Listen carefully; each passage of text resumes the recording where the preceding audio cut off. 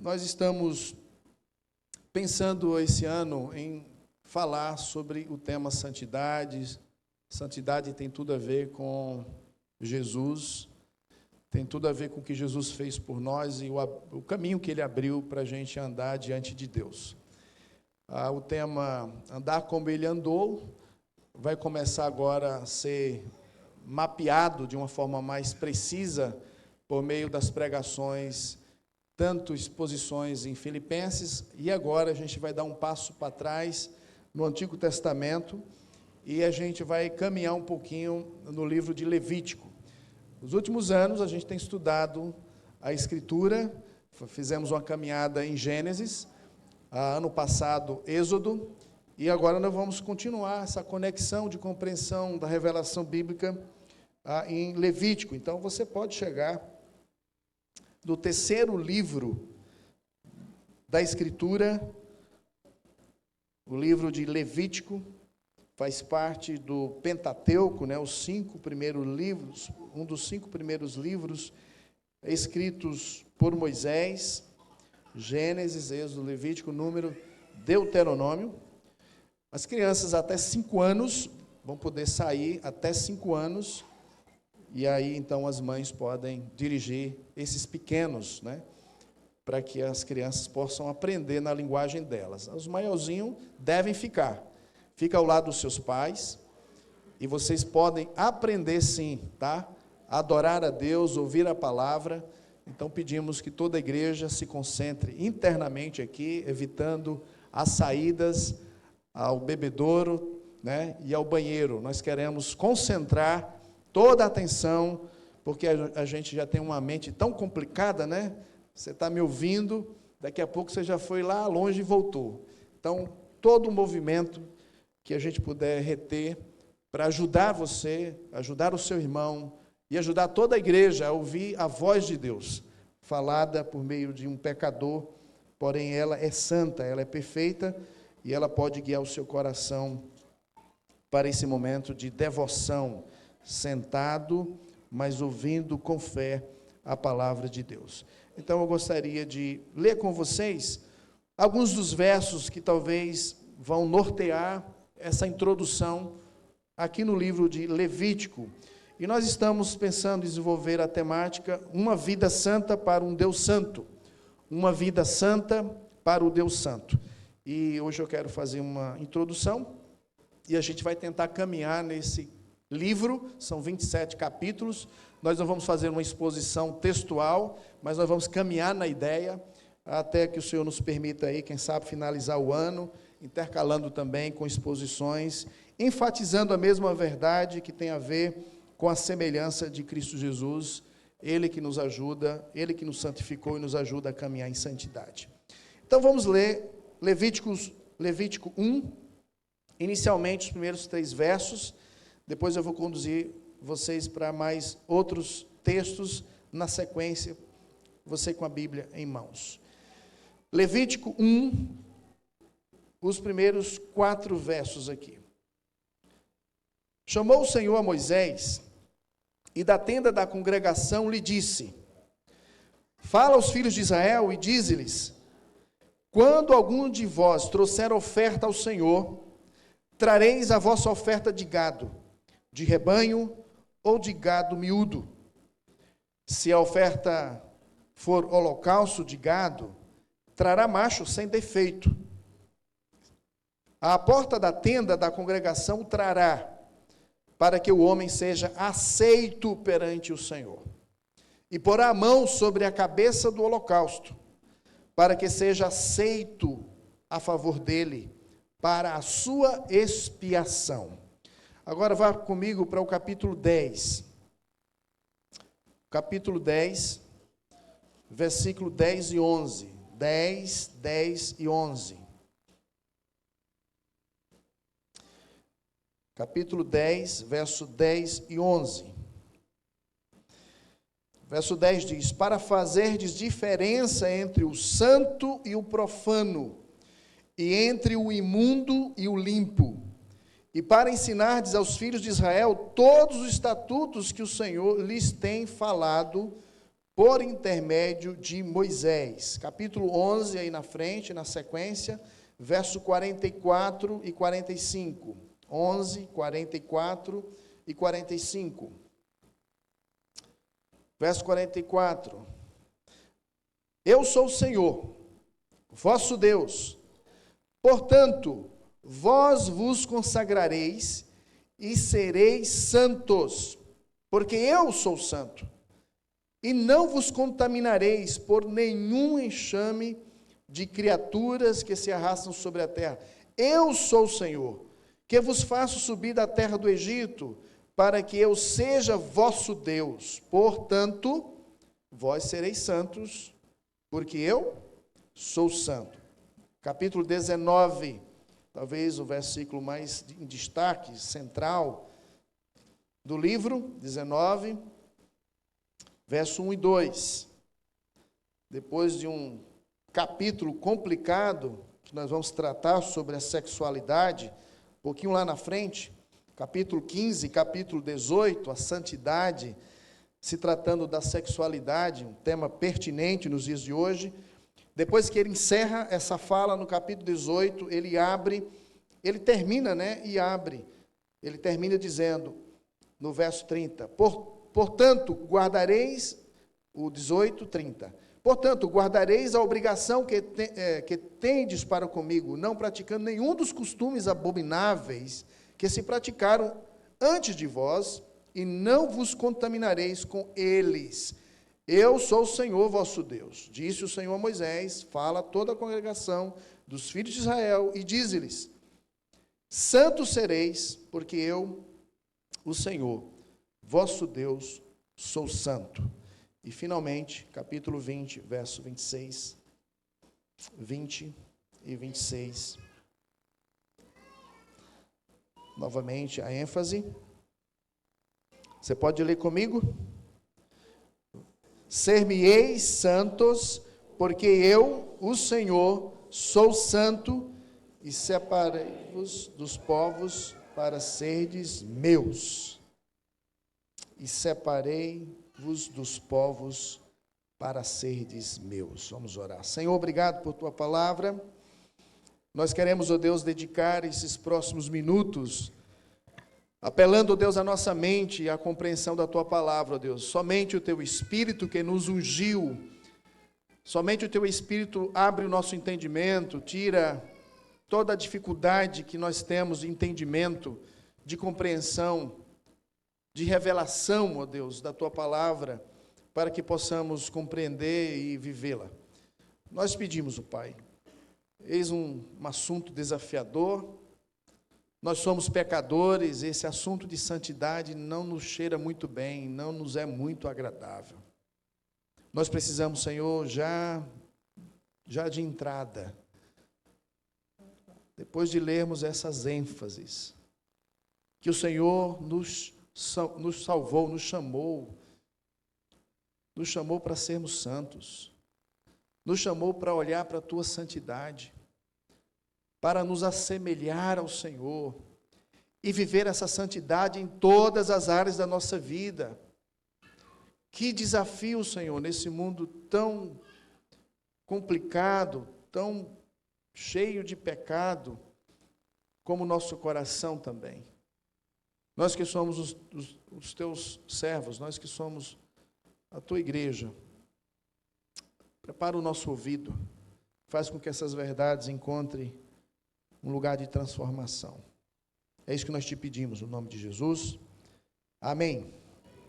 Certa vez um pastor, compartilhando com um colega sobre as lutas da sua vida, ele chegou a confessar um dos seus pecados nessa conversa, e ele disse, olha, eu confessei o meu pecado, mas eu já sabendo que esse pecado, a teologia que eu já abracei, as verdades que eu já abracei, já condenava. E aí, enquanto ele estava falando sobre este pecado, ele relata que percebe dentro dele um emaranhado, ele chama de fábrica da minha própria pessoa, parte da fiação da minha própria alma enrolada nesse problema, eu não consigo desvencilhar, não consigo me libertar. Eu não sei quantas vezes alguns pescadores já jogaram pedaços grandes de rede, né, porque não conseguiu desenrolar. Ou até mesmo o anzol lançado e a linha também se embola, se enrola, e você tenta também, não consegue. Ou até mesmo um fio desse aqui, como aquele ali, bem enrolado, às vezes dá trabalho de fazer esse movimento e deixar ele alinhado, esse emaranhamento dentro da nossa própria pessoa, essas fiações dentro da nossa própria alma nos faz, muitas vezes, ficarmos cabisbaixos, né? Tristes, decepcionados, mesmo diante de realidades pecaminosas que nós já sabemos que deveríamos deixar de praticar. Esse amigo que estava ouvindo citou o Efésios 4, o versículo que diz que vós vos despojeis já do velho homem, que se corrompe segundo os desejos do engano. E então nessa conversa foi enfatizado a ênfase do velho homem. Sim, é verdade que tais desejos podem estar emaranhados, enrolados em minha própria pessoa. Esse homem ainda corrupto. E aí então ele ressalta a verdade seguinte, que fala que também nós fomos renovados no espírito do nosso entendimento. Nós fomos renovados no espírito do nosso entendimento. Fomos revestidos do novo homem, criados segundo Deus em justiça e retidão, procedentes da verdade. Meus irmãos, nós precisamos lembrar que enquanto estamos lutando com os pecados da vida, lembrar que Cristo Jesus já nos redimiu, e Ele já nos considera, então, nesse processo, nós estamos sendo criados. Então devemos esperar, ter paciência, entender que, de acordo com a semelhança de Cristo Jesus, nós estamos sendo moldados. E essa é a oração que tem sido repetida aqui, o pastor Rômulo tem repetido isso, quase sempre em suas orações aqui, expondo a Epístola aos Filipenses, nos fazendo lembrar quem somos agora em Cristo Jesus. Nós estamos, meus irmãos, diante de uma cultura que me parece que perdeu de vez a percepção, a consciência do pecado. Tem um livro escrito por John MacArthur, né? Que ele escreve A Sociedade Sem Pecado. O título do livro é Sociedade Sem Pecado. E é basicamente, a gente está vivendo como se o pecado não existisse. Alguns pecados nós estamos denominando como doença. Alguns pecados nós estamos racionalizando, estamos justificando. E nós não estamos confessando esses pecados. Nossa cultura não tem a mínima ideia do que significa, meus irmãos, hoje, santidade de Deus. Nós estamos num campo minado, onde a nossa sociedade já escolheu quem é o seu Deus. Já escolheu os seus ídolos. E nós temos dificuldade de conhecer o Deus verdadeiro e, portanto, esse reflexo da santidade de Deus em nós tem sido comprometida. Nós estamos diante de uma realidade onde as pessoas estão querendo fazer sempre a sua vontade. Dá-nos o que nós queremos. Dá-nos o que nós queremos. O que eu quero, como eu quero, onde eu quero, e esse querer se estabelecendo como a razão da nossa vida. Esse querer em oposição a Deus. Esse querer, mesmo que seja em oposição à vontade de Deus. Nós estamos vivendo essa inversão. Nós estamos vivendo essa inversão da esfera da soberania de Deus. O Criador tem uma vontade. O Criador criou o seu reino e nos fez como suas criaturas para refletir a Ele a sua santidade, a sua glória, o seu amor. Mas agora nós queremos que Ele nos sirva. Nós queremos, então, que a nossa vontade seja ditada em todas as questões, áreas da vida, e nós estamos usando Deus para nos servir, enquanto nós estamos adorando e nos devotando a outros deuses da nossa sociedade. Nós vamos falar alguns deles no decorrer da exposição do livro de Levítico. Mas eu gostaria, meus irmãos, de atacar aqui essa ignorância quanto à santidade. Essa deficiência de nos conformarmos à imagem, à santidade de Deus, ela nos remonta a uma grande tragédia que já aconteceu, já foi aqui contada várias vezes, e vale a pena a gente contar novamente. Porque quando nós falamos sobre a santidade de Deus, e quando a exposição de Moisés ao povo de Israel, que saiu ali do Egito, que está ali se preparando para rumar à terra prometida, esse povo que está nas campinas de Moabe, tentando entender quem é o Deus que os livrou, qual a sua origem. Portanto, Gênesis vai narrar essa história, traçando então esse Deus libertador e a promessa que esse Deus fez aos seus pais, Abraão, Isaque e Jacó. Os capítulos do livro de Êxodo, narrando então como é que esse Deus faz uma nação, cumpre essa promessa, e Deus então liberta, Deus faz uma aliança com esse povo, Deus promete habitar no meio deles, dá um desenho de um tabernáculo, explica tudo direitinho, deixando muito claro, eu quero habitar no meio de vocês. Então nós queremos pensar nessa ignorância quanto à santidade, esse pecado nosso de não captar, de não entender, de não querer, de não desejar viver conformar-se com o caráter de Deus, porque Ele é santo. E essa santidade denuncia o nosso pecado, denuncia os nossos comportamentos equivocados, padronizados, que não refletem Deus e nem a sua santidade. Então eu quero hoje fazer uma introdução, e eu vou tentar não ser muito novo aqui, pelo menos nos conceitos. Eu vou trazer o tema da santidade, nós vamos caminhar alguns aspectos, mas eu vou caminhar aqui na mesma grade que o Evangelho nos apresenta. Então, nós vamos ter aqui 3 perspectivas, 3 olhares. Olhando o livro de Levítico, nós vamos trazer 3 olhares que a Escritura já nos fornece em Gênesis e em Êxodo. E nós vamos, então, avançar.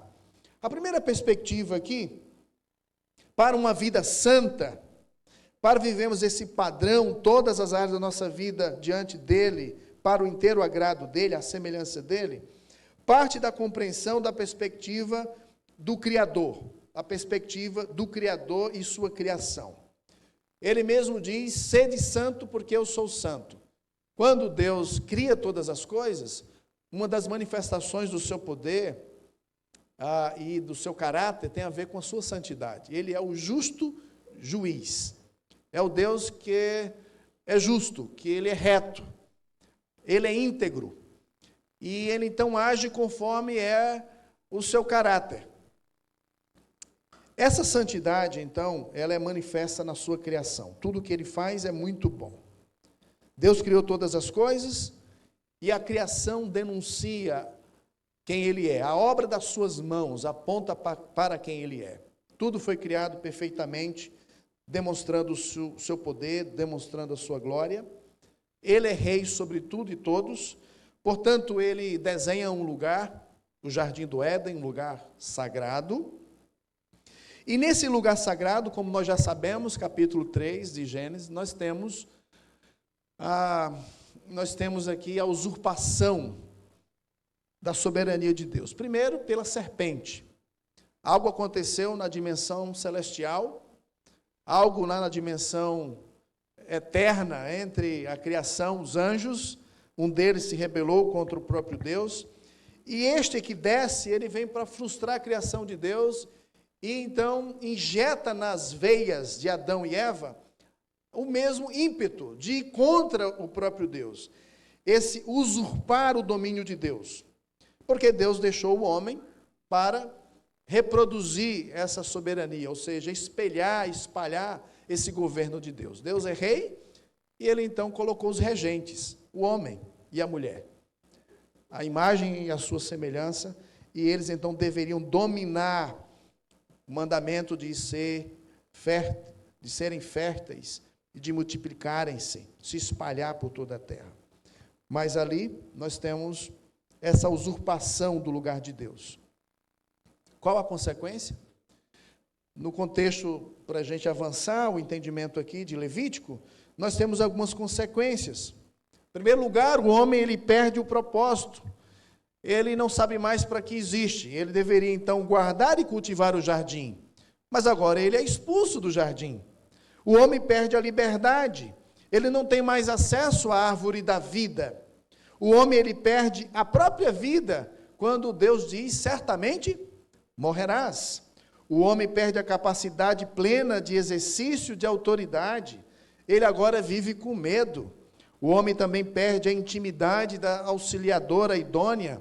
E eles então começam a viver, não de uma forma harmoniosa.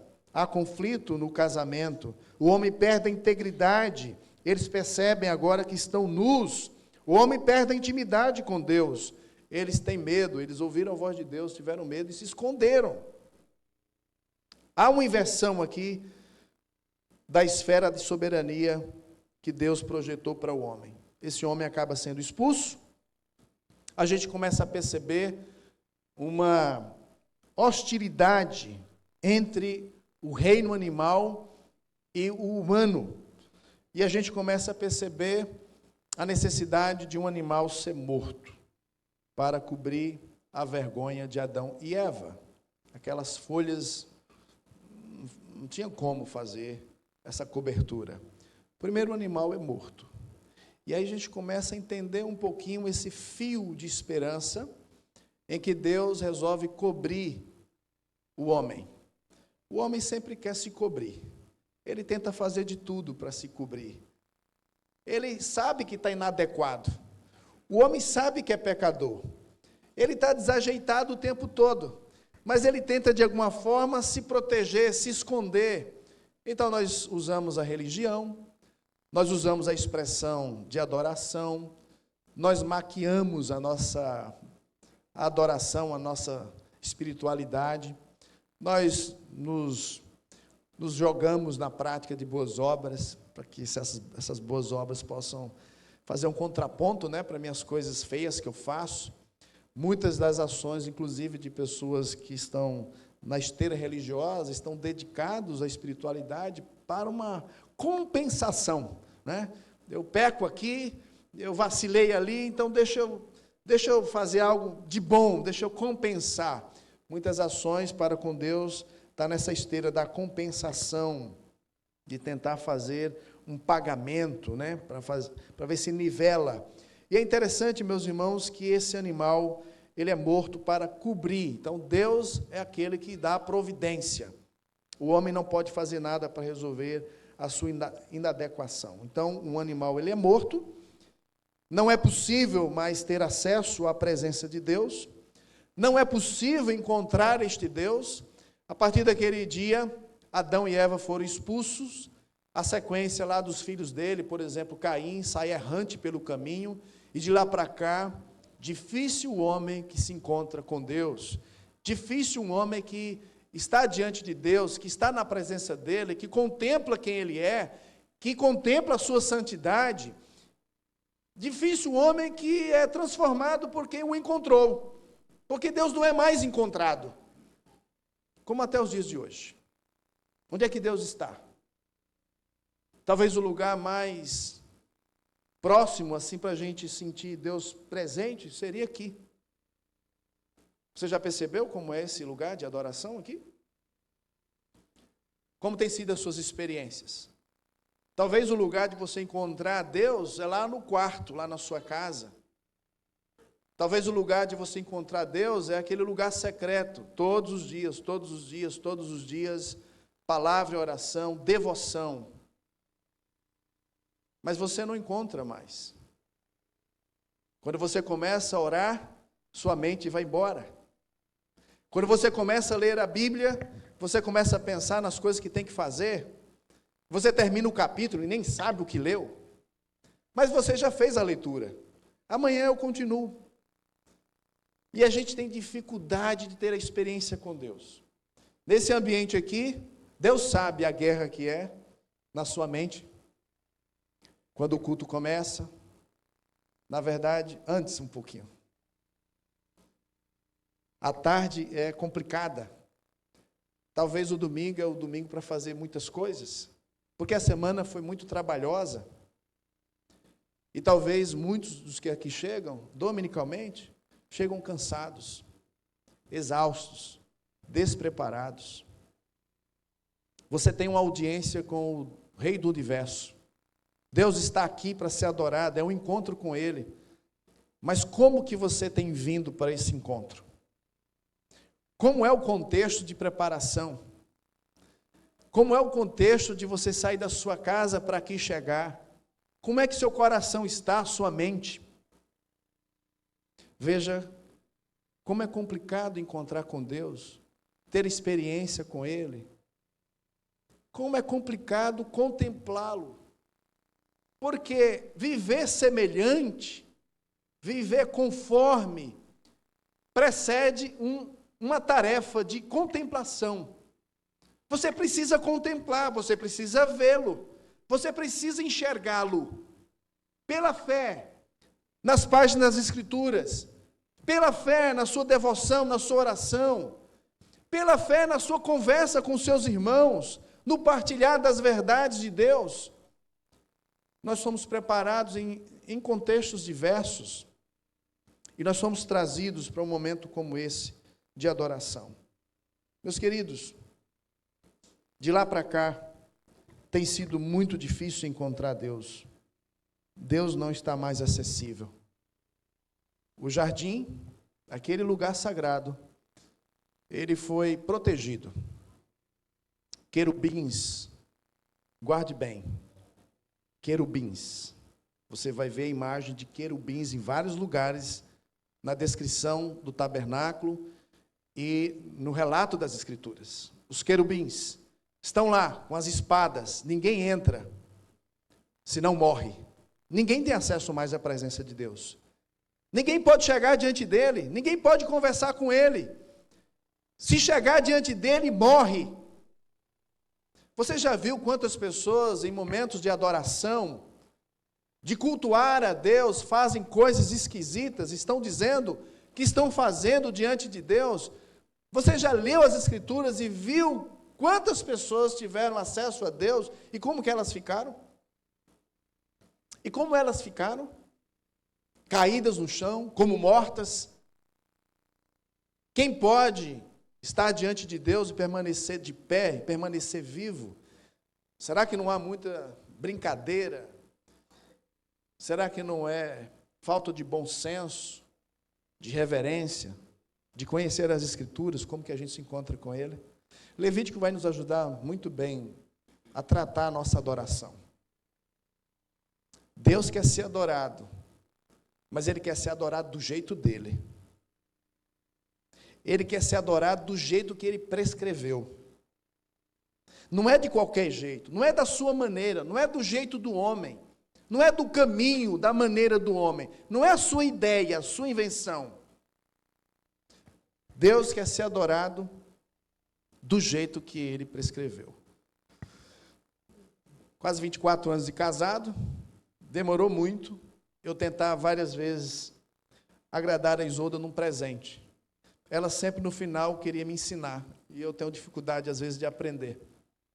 Você está querendo me dar aquilo que você quer. Você está querendo me dar aquilo que você acha que eu quero. O que você acha que é bom para mim. Mas você precisa entender que às vezes o que é bom para você não é bom para mim. Fica melhor para a pessoa que recebe um presente, receber um presente que ela sente a necessidade, que ela quer. Muitas vezes nós estamos assim diante de Deus, irmãos. Nós queremos dar para Deus aquilo que a gente acha que Ele quer. A gente quer adorar a Deus do nosso modo, da nossa maneira. A gente cria mecanismos e maneiras outras. Sem perguntarmos, Deus quer ser adorado do jeito que Ele já prescreveu. Você lembra de Caim? Já estava certo o jeito de ser adorado. Abel obedeceu. E ele foi aceito, como a sua oferta foi aceita. Mas Caim quis fazer um invencionismo, né?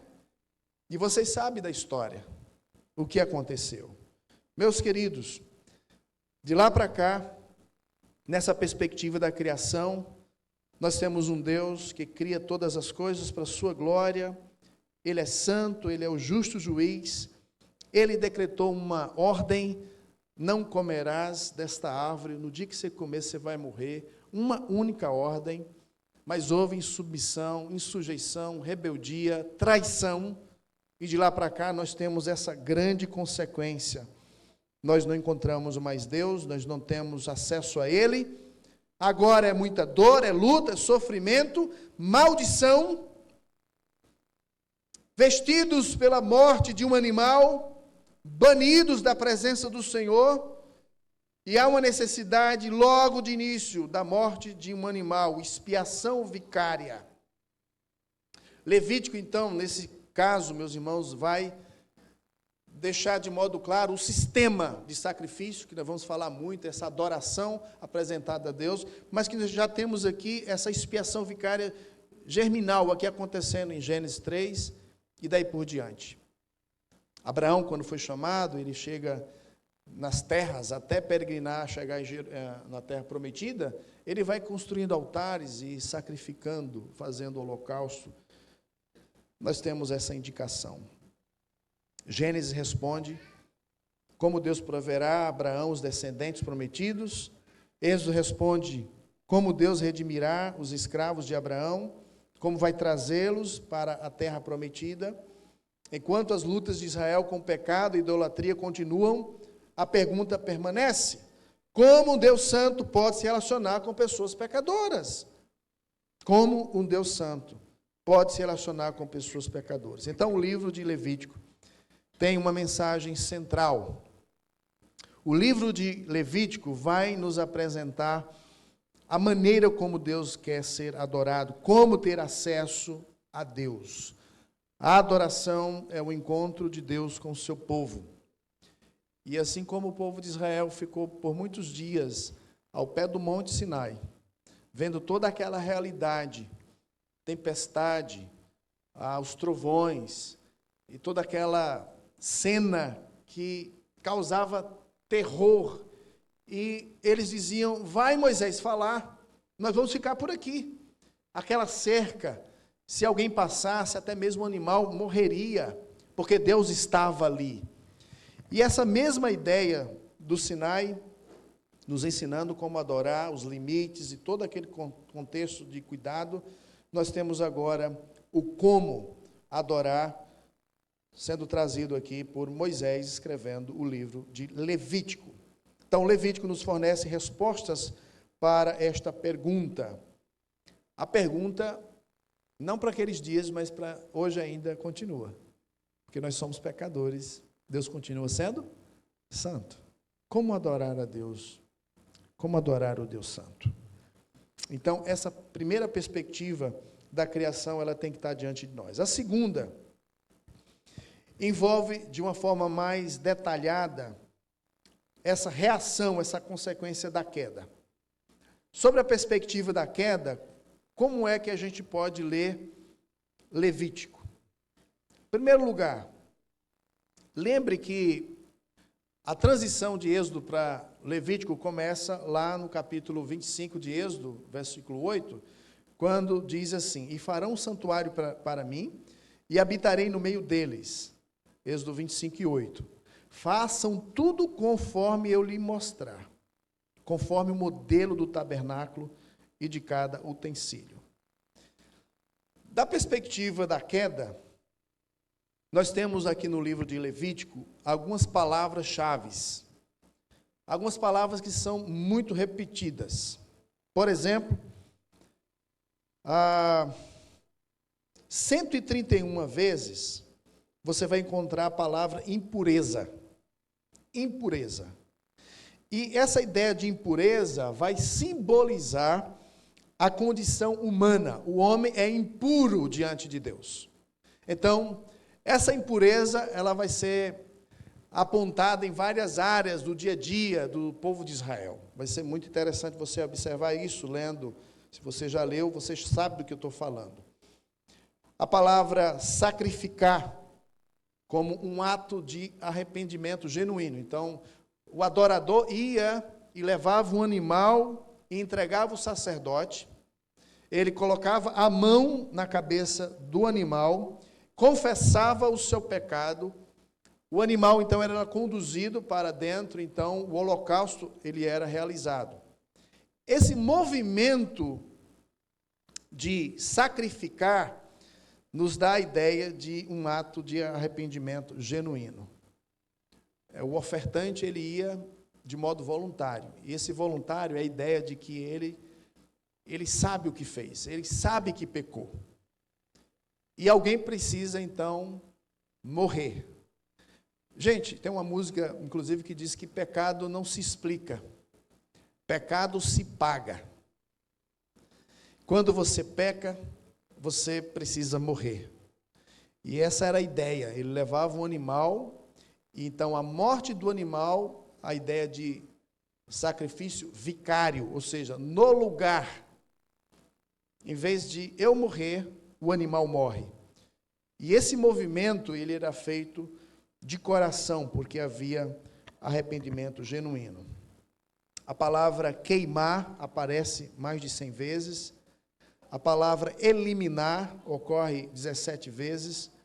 Fogo, sangue espalhado, quando o animal era morto, se espalhava sangue nos umbrais ali do altar. Esse sangue era levado também lá para dentro, quando era uma vez por ano. Capítulo 16 vai falar sobre isso, né? Yom Kippur, né? O dia da expiação. Mas a ideia do sangue aqui é interessante, porque o sangue espalhado, a ideia de que o sangue espalhado é que o pecado, ele contamina tudo, essa é a ideia, né? O pecado a tudo contamina. A ideia de morte, 86 vezes, e tudo isso envolvendo o sacrifício de animais, touros, bodes, pássaros e oferendas, né? Tudo isso foi recomendado por Deus a Moisés para que o povo se apresentasse diante dele.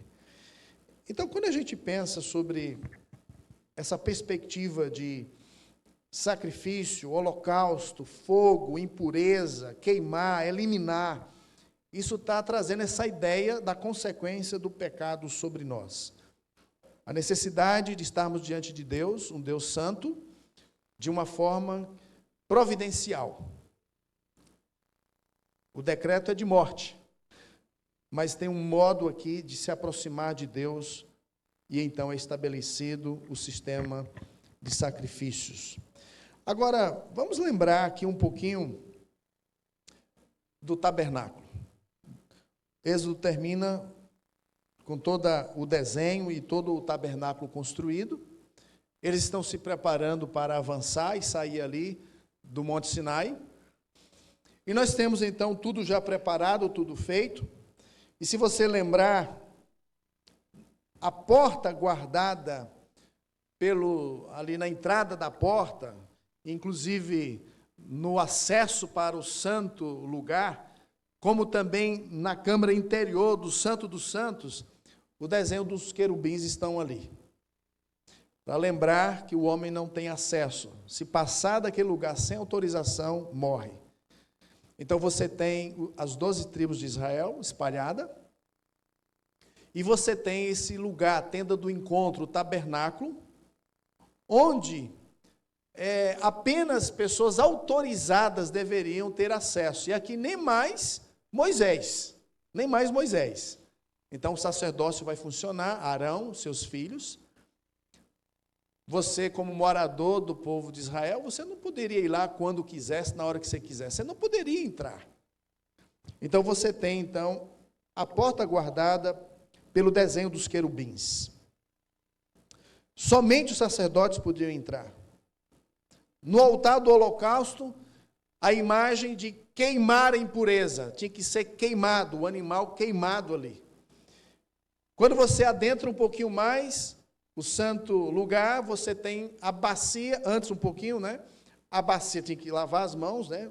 A bacia de purificação. E nessa sala do santo lugar, você tem o candelabro. O candelabro nos lembra de quê? Já falamos sobre isso aqui. Um desenho de quê? De uma árvore, né? A árvore da vida. Você tem, além do candelabro, a mesa dos pães, e você tem o altar de incenso. Atrás do altar de incenso, você tem a cortina com desenhos de querubins. Ninguém poderia entrar ali, apenas o sacerdote uma vez por ano.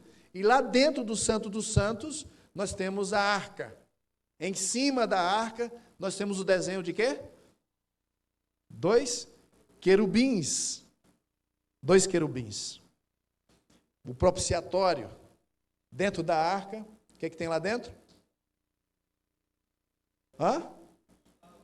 As tábuas da lei, a vara, o cajado de Arão e o maná, né?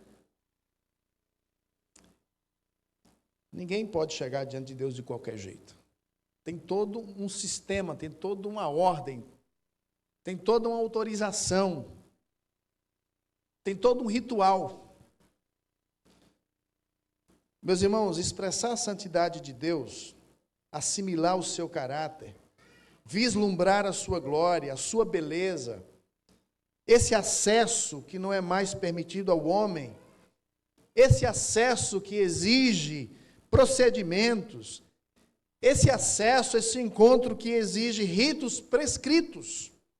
A gente tem que lembrar disso. Deus continua sendo santo. E Ele desejou morar no meio do povo. Deus está no meio do povo. Portanto, todos os detalhes da vida são afetados, porque Deus Santo está ali presente. O Deus Santo está ali presente. Deus habitando no meio do povo. Aí você vai entender por que todo aquele cuidado, por que tantas leis, por que tantos detalhes. Tem algumas pessoas que vão fazer a leitura anual, passa direto, né? Não vê muita coisa interessante, né? Não consegue observar os detalhes, o que é que Deus está ensinando, seus preceitos. Meus queridos, quando a gente pensa naquele quadro, ou nesse quadro de Deus habitando no meio deles, por meio da presença ali da arca central no tabernáculo, a gente precisa lembrar que hoje Deus está presente no nosso meio, não só no nosso meio, mas a Escritura, os escritores do Novo Testamento dizem que Deus está presente em nós. Deus não está em um monte, em uma cidade, em um bairro, em um quarto, em uma casa. Deus está em nós. Portanto, toda a nossa vida, tudo importa para Ele. Tudo que nós fazemos, tudo que nós pensamos, todos os nossos sentimentos, todos os nossos relacionamentos estão diante dEle. Estão diante dEle. Se você observar durante a semana, quiser ter curiosidade para onde a gente vai caminhar, você vai perceber como que Deus tem interesse em cada aspecto da vida. Deus quer que esses animais oferecidos para Ele sejam perfeitos, perfeitos, perfeitos. Por que perfeito? Essa perfeição aponta para quem? Você percebe que os sacerdotes escolhidos, eles também deveriam ser, não perfeitos no sentido moral, mas sem deformidade. Você vai perceber como que essa santidade que Deus deseja, porque Ele está no meio do seu povo, ilustrada por perfeição física, e aí a necessidade de rituais de purificação. E é interessante, né? Ele faz uma lista de animais impuros e animais que o povo deve comer. É interessante como ele dá leis específicas para a mulher no tempo de parto. Se for menina, se for menino, quantos dias impura. É interessante como Deus se interessa pela condição da nossa pele. Ele está interessado nas nossas doenças. Ele está interessado no mofo que tem nas paredes da casa. Ele está interessado na lepra, na roupa, na mancha. Ele está interessado em detalhes que regem a mulher no período da sua menstruação. Ele está preocupado também na questão sexual, como que o homem e a mulher, os seus fluxos, como também detalhes que envolvem as relações sexuais. E uma lista no capítulo 15, não pode, é proibido. Deus está interessado em tudo. Deus se importa com tudo na nossa vida. Sobre a perspectiva da queda, nós estamos na condição de pecadores impuros. Nós não temos acesso a Deus, nem podemos ter, nem podemos conhecê-lo, nem podemos apreciar a sua glória, a sua beleza, a sua santidade. Por isso temos dificuldade de reproduzi-la. E aí Deus, então, está apontando para um sacrifício perfeito e integral, que é Cristo Jesus. Meus queridos, Deus está querendo que tudo em nós e tudo à nossa volta seja levado a Ele em adoração. Essas pessoas não podiam se aproximar de Deus. Ritualmente elas estavam impuras e Deus então zelava por cada aspecto da vida do povo de Israel. É um povo santo, separado para mim. Quando um dos grandes pintores foi contratado para fazer um dos retratos de Pedro e Paulo, Spurgeon disse que um cardeal que estava ali observando que ele achava que o pintor colocou muita cor vermelha, muito vermelho no seu rosto, no rosto do Paulo e do Pedro, né? E aí o artista respondeu: é para mostrar o quanto os apóstolos coram pela conduta daqueles que se dizem seus sucessores. Uma maneira de falar, irmãos, como que a nossa vida, em várias áreas, em vários aspectos, elas estão numa condição de vergonha. Nós não estamos refletindo, nós não estamos assemelhando o aspecto do caráter de Deus quanto à sua santidade. Meus queridos, da perspectiva da queda, nós precisamos assumir essa condição. Deus é santo e nós somos pecadores. Como o homem pode ter acesso diante de Deus? Como o homem pode se apresentar e adorar esse Deus? Agora nós vamos perceber essa maneira de modo geral, e a gente vai depois avançar em detalhe, mas eu quero aqui apresentar o terceiro olhar, e aí eu quero falar da perspectiva da redenção. Como que o livro de Levítico, com todo esse sistema sacrificial, com todos esses ritos, com a guarda do sábado, com todo o cuidado, vamos perceber como que isso pode nos ajudar a ter uma perspectiva correta e ter uma fé, uma confiança em Jesus, que é a providência que Ele então nos deu para entrarmos na sua presença. Nossa resposta à provisão de Deus é a adoração, tem a ver com a nossa entrega, com o nosso sacrifício. Então, a maneira escolhida por Deus, irmãos, para nos aproximarmos dele, aqui é o sistema sacrificial. Tem que levar um animal. Muitos animais, muitos sacrifícios, dia após dia, muitos animais, muito sangue derramado, muito churrasco ali, né? Queimado, não ficava nada. Toda essa ideia de confissão, de consciência, que o homem ele é pecador. E aí nós chegamos a entender como que uma vida no lugar da outra é a apropriação, é a maneira de nos apropriarmos desse meio de estarmos diante de Deus, sermos aceitos e agora colocados como adoradores diante dele. Uma vida no lugar da outra. A perspectiva da redenção, todo esse sistema sacrificial aqui aponta para isso. 216 vezes a palavra oferta aparece aqui no livro. Santidade, 105. A ideia de ser agradável, consagração, resgate, sacrifício, oferta pacífica, apaziguar, né? Aliança, e até mesmo aliança de amor, são palavras que apontam para essa manifestação da graça. Esse meio apropriado que Deus determinou. Você quer me adorar? Você quer se achegar a mim? Só tem um jeito, só tem uma maneira. E você vem para essa maneira e se apropria dessa maneira, desse recurso, dessa provisão, por meio da fé. O meio de se apropriar é pela fé. É isso que nós já entendemos pelo Novo Testamento, pelos escritores do Novo Testamento. É a justificação pela fé. Então, se você for ler o livro de Levítico, você vai perceber, nos 27 capítulos, uma ênfase central, bem no meio, no capítulo 16, você vai perceber a ideia da expiação. O dia da expiação. A gente vai chegar lá e vamos falar sobre esse dia do perdão. Então, você tem nas duas pontas, capítulo de 1 a 7, e como os capítulos finais, 23 a 27, a ideia dos sacrifícios. Capítulo 8 e 10, sacerdotes. Capítulo 21 e 22, sacerdotes. Purificação, 11 a 15, e 17 a 20, purificação. E no centro, o perdão. Então, aqui é um quiasmo. Ele está fazendo uma organização do seu livro, de forma a deixar no centro a ideia principal que tem a ver com a providência de Deus, o perdão, destinado a todo aquele que pela fé pode se apropriar.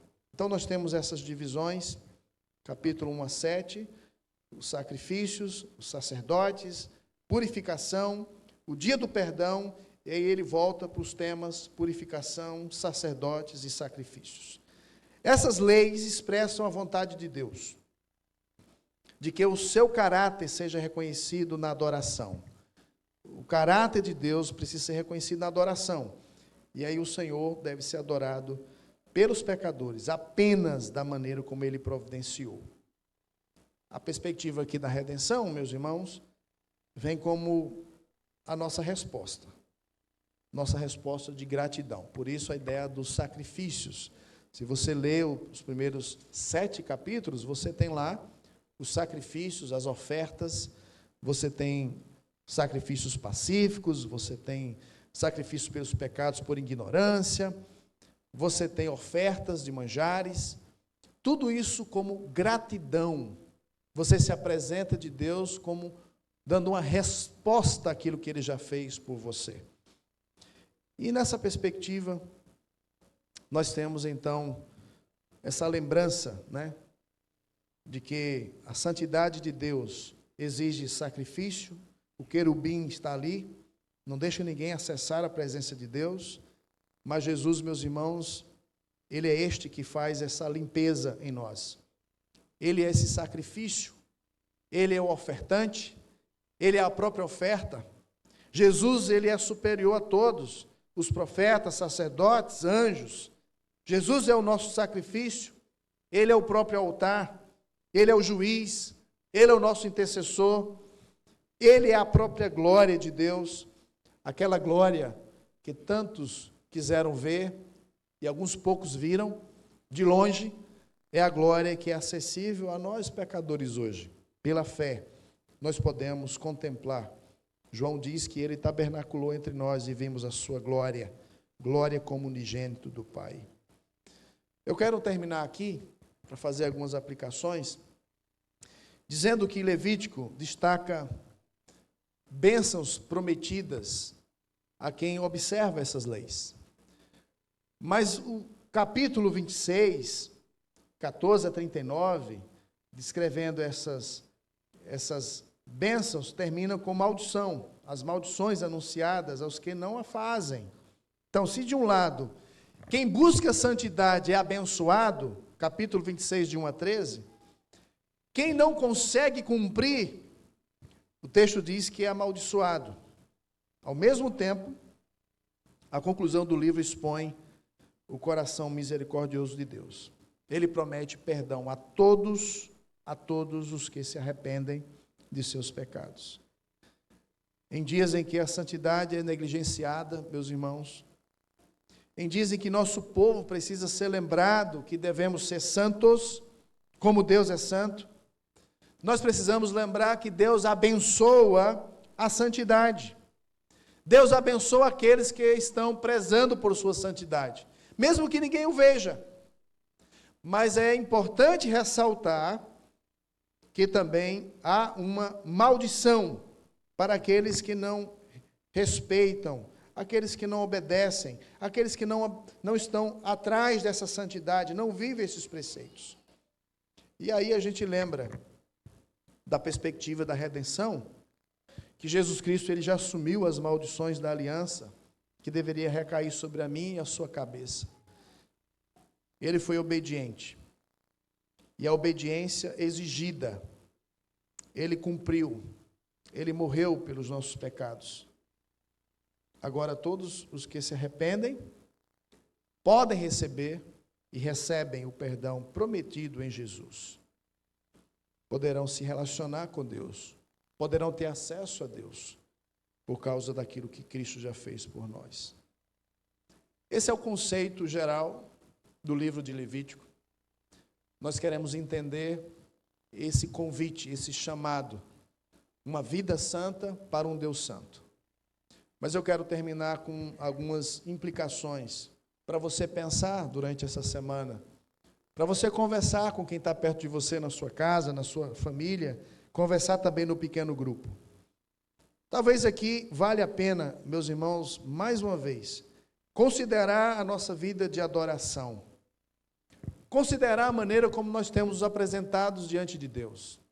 Então, cuidado para não cultuar, para não chegar diante de Deus de acordo com a sua vontade, de acordo com o seu jeito, com as suas preferências, com seus instintos, com seus próprios rituais. Lembre-se, a presença de Deus, ela é acessível a nós se for por meio de Jesus. Nós acessamos por meio da fé. Tudo o que você faz, por mais correto que seja, por mais legítimo que seja, por mais que a sua doutrina seja correta, se você não está centrado a fé em Jesus, você não tem essa realidade, você não experimenta da presença e nem da bênção dele. Cuidado para não cultuar a Deus do seu modo, da sua maneira, do seu jeitão. O pessoal costuma dizer que Deus é amoroso, Deus é bom demais, e Ele nos aceita do jeito que somos, do jeito que estamos, sim, do jeito que somos, sim, mas Ele não permite que a gente continue sendo assim, do nosso jeitão. Ele nos encontra pecadores, perversos, ímpios, inimigos dele, filhos da ira, filhos do diabo. São essas palavras que a Bíblia diz, descreve a nossa natureza, no império das trevas. Mas Ele nos transforma. E nós queremos, como transformados, adorar a Deus, expressando o seu caráter de santidade por meio de Jesus Cristo. Não perca a perspectiva da necessidade de pureza. Ainda que você seja crente, ainda que você seja um redimido, não perca a expectativa de quem você ainda é. Você ainda tem necessidades de pureza. Você ainda precisa da pureza para se aproximar de Deus. Então precisamos, de modo consciente, meus irmãos, ter aqui essa ideia. O escritor de Hebreus, que é aquele que nos traz a teologia do livro de Levítico, ele diz que Deus é fogo consumidor. Alguns crentes foram consumidos porque chegaram diante dele de modo indevido. Semana que vem nós vamos celebrar a ceia do Senhor. Paulo diz, não são poucos os que dormem, os que morreram, porque participaram da ceia de uma forma indevida. Deus é fogo consumidor. Talvez muitas das consequências de doença espiritual, de uma vida que não é verdejante, que não é profunda com Deus, é porque você não tem se apresentado diante dele com essa consciência da sua necessidade de pureza, porque ainda continuamos andando aqui nesse mundo e nos empoeirando com os pecados desse mundo.